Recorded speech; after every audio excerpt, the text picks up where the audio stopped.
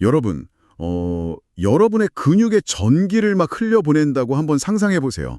이게 아마 가장 먼저 떠오르는 건 그 영화 속에 나오는 프랭켄슈타인의 괴물일 겁니다. 아, 맞아요. 막 번개를 찌릿하고 쏴서 죽어있던 팔다리가 기괴하게 막 움찔거리는 그런 극적인 장면 말이죠. 네네, 그렇죠. 아니면 뭐 병원 물리치료실에서 찜젤팩이랑 같이 받았던 단순한 그 찌릿찌릿함? 약간 그런 걸 떠올리실 수도 있겠네요. 보통 그렇게들 많이 생각하시죠. 사실 전기로 근육을 자극한다고 하면 좀 무섭게 느끼시는 분들도 많거든요. 네, 근데 오늘 우리가 이 흥미로운 자료를 통해 파헤쳐 볼 기술은 그런 단순한 전기 충격이 아니더라고요. 이 전기가 여러분의 뇌에게 걷는 법이나 물건을 쥐는 법을 다시 가르쳐주는 일종의 정교한 훈련관 역할을 한다면 어떨까요? 와, 훈련관이라는 표현이 딱 맞습니다. 그렇죠. 그래서 이번 시간은 전기가 어떻게 인간의 신경 가소성을 깨고 또 움직임을 만들어내는 완벽한 파트너가 되는지 아주 깊이 들어가 보겠습니다. 네, 그 프랭켄슈타인의 괴물한테 가해진 전기가 단순히 근육을 무작위로 수축시키는 폭력적인 충격이었다면 오늘 우리가 다룰 기능적 전기 자극, 그러니까 FS는 철저하게 계산된 언어라고 볼 수 있습니다. 언어요? 그러니까 우리 몸한테 어떤 말을 건네는 거네요. 맞습니다. 우리 신경계가 이해할 수 있는 문법으로 말을 거는 거죠. 이 기술이 그냥 단순한 마사지용 자극기하고 구분되는 지점이 크게 두 가지가 있는데요. 첫 번째는 과제지향성, 그리고 두 번째는 때맞춤, 즉 타이밍입니다. 과제지향성과 때맞춤. 일단 그 첫 번째. 과제지향성이라는 건 그냥 허공에 대고 팔다리를 움찔거리는 게 아니라는 뜻으로 들리거든요. 네, 정확합니다. 단순히 특정 근육의 볼륨을 막 키우거나 꿈틀거리게 만드는 게 목적이 아니에요. 컵을 들어 올리기, 계단을 오르기, 아니면 앞으로 한 걸음 내디디기, 뭐 이런 아주 구체적이고 기능적인 목표를 수행하려고 전기를 쓰는 겁니다. 그러니까 목적 없는 수축이 아니라 인간의 그 일상적인 동작을 모방하고 완성해내는 게 최우선 과제인 거군요. 그렇죠. 그리고 여기서 정말 흥미로운 게 그 목적 있는 동작을 완성하기 위해서 두 번째 요소인 타이밍이 들어간다는 겁니다. 타이밍. 사실 이게 제일 신기했어요. 아무리 근육을 잘 수축시켜도 내가 발을 내딛지도 않았는데 전기가 확 들어오면 오히려 꼬여서 넘어질 테니까요. 맞아요. 큰일 나죠. 그래서 자극을 대체 언제 켜고 끌 것인가가 핵심인데 기계가 이걸 알아채기 위해서 다양한 트리거, 그러니까 방아쇠를 활용합니다. 기계가 내가 움직일 타이밍을 대체 어떻게 하는 거죠? 걷기 혼란을 예로 들면 가장 직관적인 방식은 환자의 신발 밑창에 압력 스위치를 다는 거예요. 특히 발 뒤꿈치 쪽에요. 발을 디디면 눌리는 그런 스위치요. 네네. 발 뒤꿈치가 땅에서 떨어지는 순간 압력이 딱 사라지잖아요. 그럼 스위치가 그걸 인식해서 전기를 켜고 발이 다시 땅에 닿아서 압력이 생기기 직전에 끄는 식이죠. 와, 되게 직관적이네요. 그렇죠. 근데 최근에는 기술이 발전해서 스마트폰에 들어가는 관성 측정 센서, 즉 IMO를 활용하는 방식이 훨씬 더 정교하게 쓰이고 있습니다. 잠시만요. 스마트폰에서 가로나 세로로 화면 방향 바꿀 때 그 기울기 인식하는 그 센서 말씀이신가요? 아, 맞습니다. 바로 그겁니다. 자이로스코프랑 가속도계가 결합된 센서인데 이걸 환자의 허벅지나 종아리에 부착해요. 그러면 다리의 기울기 각도나 움직이는 속도를 1초에도 수백 번씩 막 계산하는 거죠. 1초에 수백 번이요? 진짜 실시간이네요. 네, 지금 다리가 허공을 가르고 있는지 아니면 땅을 딛고 체중을 버티고 있는지 그 미세한 변화를 파악하는 거예요. 게다가 여기서 한 발 더 나아가서 되먹임 제어, 폐쇄회로 제어 방식이 적용되면 진짜 지능적으로 변합니다. 되목임 제어요? 그건 기계가 스스로 판단을 내린다는 건가요? 비슷합니다. 환자가 걷다가 지쳐서 발을 끄는 속도가 느려지거나 보폭이 좁아질 수 있잖아요. 그러면 센서가 그걸 딱 감지하고 스스로 전기 자극의 강도를 높이거나 자극 시간을 늘려서 그 빈틈을 싹 메워주는 거죠. 와, 걷는 속도가 변하면 기계가 알아서 전기량까지 조절한다고요? 이건 진짜 몸이랑 기계가 실시간으로 대화를 나누는 수준이네요. 네, 완벽한 상호작용이죠. 근데 여기서 약간 문서 읽으면서 의문이 하나 들었거든요. 네, 어떤 걸까요? 우리가 복잡한 계산할 때 계산기나 스마트폰을 너무 많이 쓰면 나중에는 간단한 암산 실력도 뚝 떨어지잖아요. 아, 그렇죠. 많이들 그렇게 느끼시죠. 네, 그러니까 기계가 내 다리 기울기도 파악해주고 대신 근육도 수축시켜주고 심지어 타이밍까지 완벽하게 맞춰준다면 우리 뇌나 근육은 내가 굳이 애쓸 필요 없네? 기계가 다 해주네? 이러고 더 게을러지는 거 아닌가요? 야, 이거 진짜 날카로운 질문입니다. 기계에 대한 의존도 문제, 아주 중요한 포인트죠. 직관적으로는 몸의 기능이 퇴화할 것 같잖아요. 근데 아무래도 안 쓰면 퇴화하니까요. 근데 사실 FS의 작용 원리를 생략적으로 들여다보면 정반대 현상이 일어납니다. 여기서 이 기술을 가진 보조와 치료의 이중주라는 개념을 좀 아셔야 해요. 보조와 치료요? 두 개가 어떻게 다른 건가요? 장치를 착용하고 스위치를 켜자마자 걷기가 편해지는 거, 이건 즉각적인 보조기 효과입니다. 눈 나쁠 때 안경 쓰면 바로 잘 보이는 거랑 똑같죠? 하지만 이 기술의 진정한 마법은 장기적인 치료 효과에서 나타나거든요. 안경을 벗고 나서도 시력이 좋아진다는 뜻인가요? 비유하자면 그렇습니다. 뇌졸중이나 신경 손상으로 마비가 온 환자분들의 뇌를 한번 생각해 보세요. 이분들의 뇌는 운동 명령을 내리는 스위치가 고장난 상태이기도 하지만 동시에 팔다리가 제대로 움직일 때 느껴지면 정상적인 감각 정보도 오랫동안 잊어버린 상태거든요. 명령을 못 내리는 것뿐만 아니라 움직이는 느낌 자체를 까먹었다고요? 네, 뇌는 입력이 없으면 출력도 멈춰버려요. 근데 이때 FS가 정확한 타이밍에 근육을 딱 수축시켜서 올바른 보행 동작을 만들어주잖아요. 그러면 관절과 근육 안에 있는 수많은 고유수용성 감각기들이 막 깨어납니다. 오, 센서들이 다시 작동하는 거군요. 그렇죠. 지금 발목이 정상적인 각도로 꺾이면서 체중이 실리고 있어. 이런 아주 강력하고 풍부한 감각 신호가 척수를 타고 뇌로 쫙 쏘아 올려지는 겁니다. 그러니까 뇌가 스스로 발을 움직이라고 명령을 못했더라도 전기의 힘으로 발이 올바르게 움직이는 순간 그 정상적인 움직임의 감각이 뇌로 다시 입력된다는 거군요. 완벽하게 이해하셨네요. 신경과학에 함께 활성화되는 신경세포들은 서로 연결된다는 유명한 해부의 법칙이 있어요. 해부의 법칙이요? 네, 기계의 도움을 받아서 올바른 움직임을 수백 번, 수천 번 막 반복하잖아요. 그러면 그 동작이 만들어내는 감각 신호가 뇌의 감각 피지를 계속 두드리는 겁니다. 문을 계속 두드리는 거네요. 맞아요. 산사태로 꽉 막혀버린 고속도로 대신에 우회하는 국도로 차를 계속 보내는 거랑 비슷해요. 그렇게 차를 계속 보내다 보면 그 국도가 점차 넓어져서 새로운 고속도로로 쫙 확장되는 거죠. 와, 끊어진 신경회로를 우회해서 새로운 신경망을 구축하는 거네요. 네, 이 과정을 운동학습이자 신경 가소성 촉진이라고 부릅니다. 그러니까 근육을 게으르게 만드는 게 절대 아니라 뇌를 다시 프로그래밍하는 맹훈련을 시키고 있는 거죠. 계산기가 뇌를 멈추게 하는 거라면 FES는 보조바퀴가 달린 자전거네요. 네, 보조바퀴 덕분에 안 넘어지고 페달 밟는 감각을 수없이 반복하다 보면 나중에는 뇌랑 몸이 균형을 완전히 익혀서 바퀴 떼고도 달릴 수 있는 거잖아요. 야, 정말 기가 막힌 비유입니다. 딱 그 원리예요. 게다가 이게 뇌만 훈련시키는 게 아니라 몸 자체에도 엄청난 생리적인 이점을 줍니다. 문서에 보니까 근육 펌프 작용이라는 게 있던데 그거 꽤 흥미롭더라고요. 네, 재활에서 절대 무시할 수 없는 부분이죠. 마비 환자분들 팔다리 보면 심하게 퉁퉁 붓는 부종이 되게 자주 발생하거든요. 아무래도 계속 누워 계시거나 안 움직이시니까요. 그렇죠. 우리 몸의 정맥혈이나 림프액은 심장처럼 스스로 막 펌프질을 하는 힘이 약해요.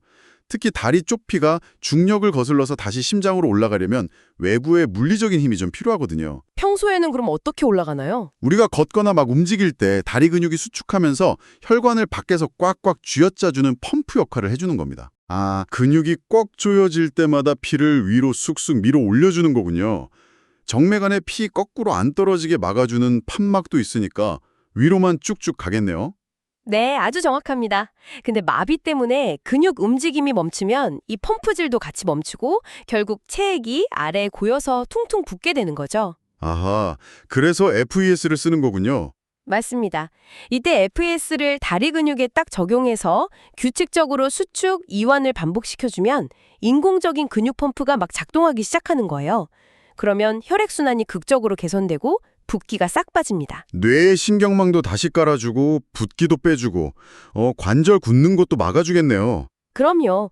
전기가 근육 섬유를 지속적으로 자극하니까 오랫동안 안 써서 쪼그라드는 근위축도 막아주고 경직 완화에도 큰 도움을 주죠. 진짜 전기의 힘을 제대로만 쓰면 몸 전체를 조율하는 엄청난 시스템이 되는 거네요. 근데 이게 실제 환자 몸에서는 어떻게 세팅되는지가 궁금해요. 막 여러 근육을 정해진 순서대로 자극하려면 치료사가 무슨 오케스트라 지휘자 같아야 할 것 같거든요. 맞아요. 정확히 지휘자처럼 움직여야 합니다. 오케스트라에서 어떤 악기가 어디 있는지 알아야 원하는 소리를 끌어내잖아요. 네네. 치료사도 환자 몸이라는 무대 위에서 근육이 전기에 가장 효율적으로 반응하는 그 최적의 위치를 찾아내야 합니다. 이 핵심 위치를 운동점이라고 불러요. 운동점이요? 그게 해부학적으로 뭔가 특별한 구조를 가진 부위인가요? 그냥 근육 아무데나 패드 붙이면 안 되는 거예요? 네, 아무데나 붙이면 큰일 납니다. 아주 중요한 이유가 있는데 이 운동점은 대개 신경다발이 근육덩어리 내부로 깊숙이 진입하는 해부학적 위치랑 딱 일치하거든요. 아, 신경이 근육으로 들어가는 입구 같은 거군요. 네, 신경이 근육 전체로 신호를 쫙 퍼뜨리기 위해서 갈라지기 시작하는 일종의 두꺼운 고속도로 진입로 같은 곳이죠.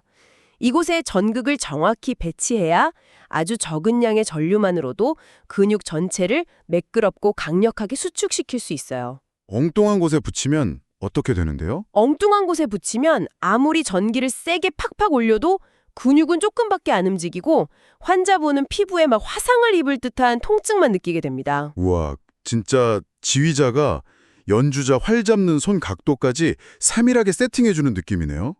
그럼 머릿속으로 그림 좀 그리기 쉽게 구체적인 사례를 하나 들어볼까요? 좋습니다. 그 뇌졸중 환자분들에게 흔하게 나타나는 발처짐 증상 있잖아요. 여기에는 이 지휘가 어떻게 이루어지나요? 우리가 평범하게 걷는 과정을 슬로우 모션으로 딱 쪼개서 보면요. 한쪽 발이 땅에서 떨어져서 앞으로 쓱 나아가는 공중 채공 시간이 있습니다. 흔듦기라고 부르는데요. 흔듦기요? 아, 다리가 공중에서 흔들리는 그 순간이요? 네. 정상적인 걸음이라면 이때 발목이 위로 착 젖혀지면서 발가락이 땅에 안 끌려야 되거든요.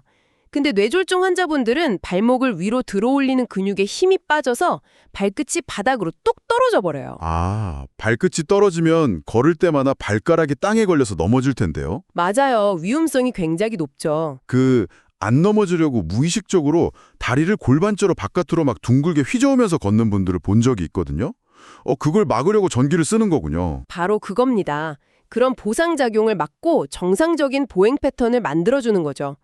치료사는 발목을 들어올리는 핵심 근육인 종아리 앞쪽, 앞정강근, 그리고 거기를 지배하는 종아리 신경 경로 쪽에 전극을 딱 세팅합니다. 아하, 입구에다가요? 네, 이제 환자가 걸음을 내디디려고 발 뒤꿈치를 땅에서 떼는 찰나의 순간 센서가 흔듦기의 시작을 감지하고 전기를 온시킵니다.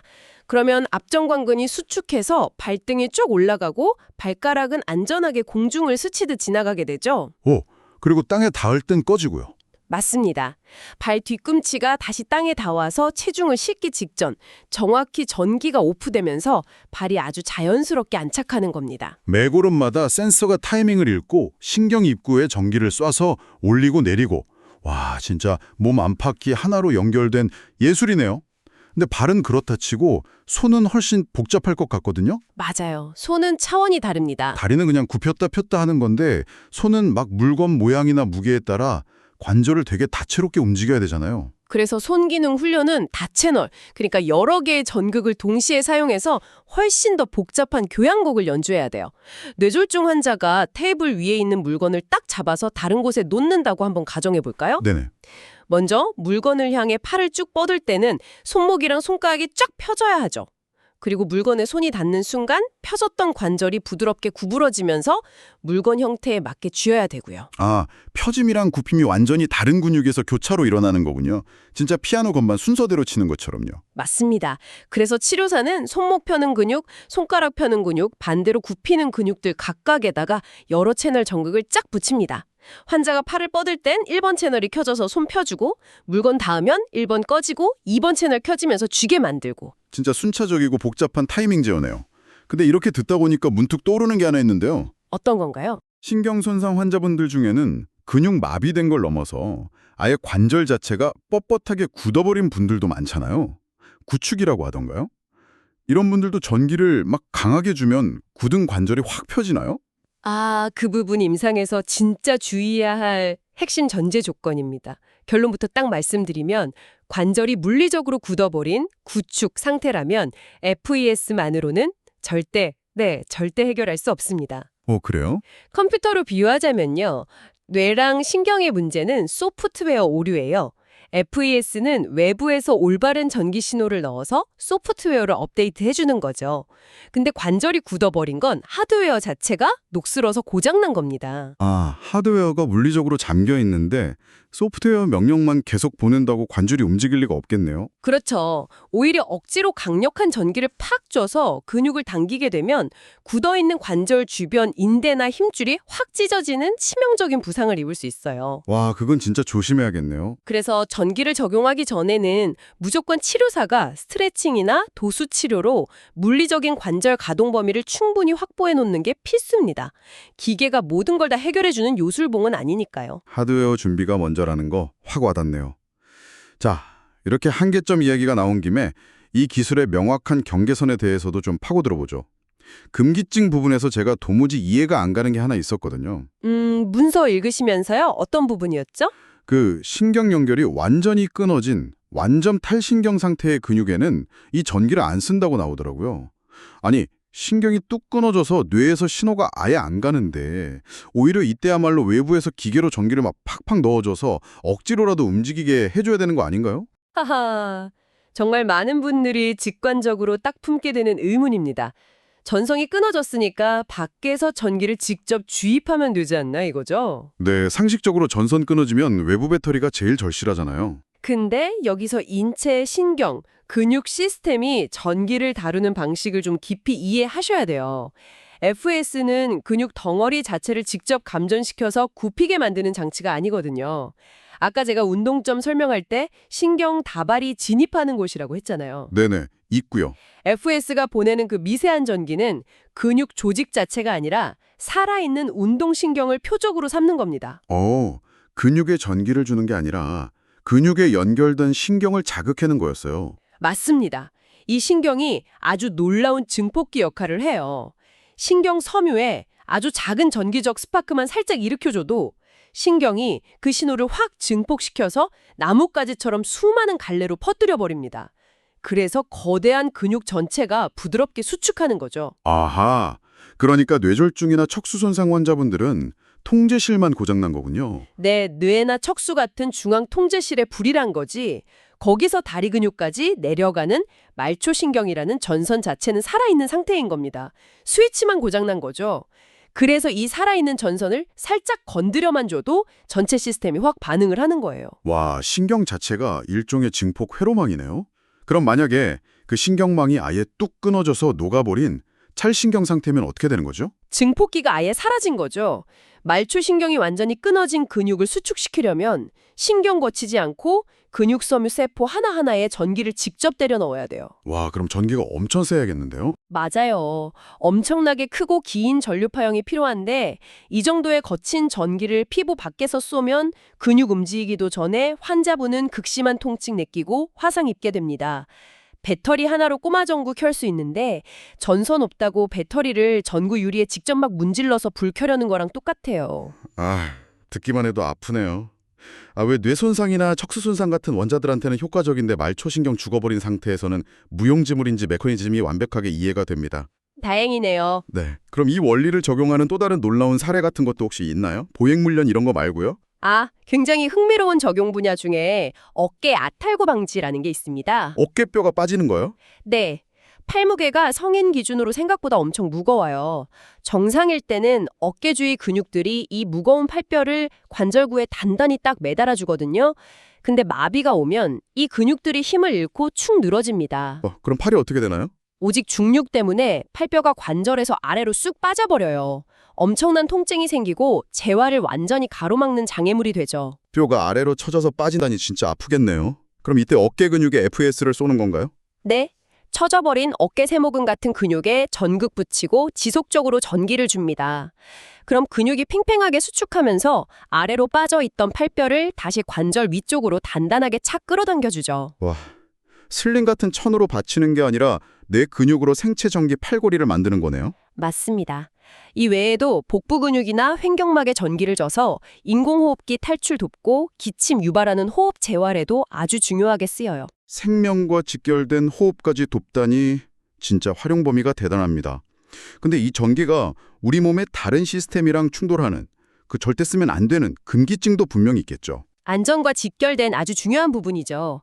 가장 엄격한 금기증은 몸속에 이식형 전자기계를 가진 분들입니다. 심장 페이스메이커 심으신 분들한테 FES 전류 흘러가면 그 전기장 때문에 기기가 오작동하거나 초기화될 수 있어요. 치명적이죠. 아, 심장 근처, 앞가슴이나 목 쪽은 절대 안 되겠네요. 임산부나 암 환자분들도 조심해야 될 것 같고요. 당연합니다. 태아 보호를 위해 복부, 골반은 제한되고요. 종양 있는 부위도 철저히 피해야 돼요. 아까 FES가 근육 펌프질해서 혈액순환 돕는다고 했잖아요. 네네. 근데 종양은 주변 혈관 끌어들여서 영양분 빨아먹거든요.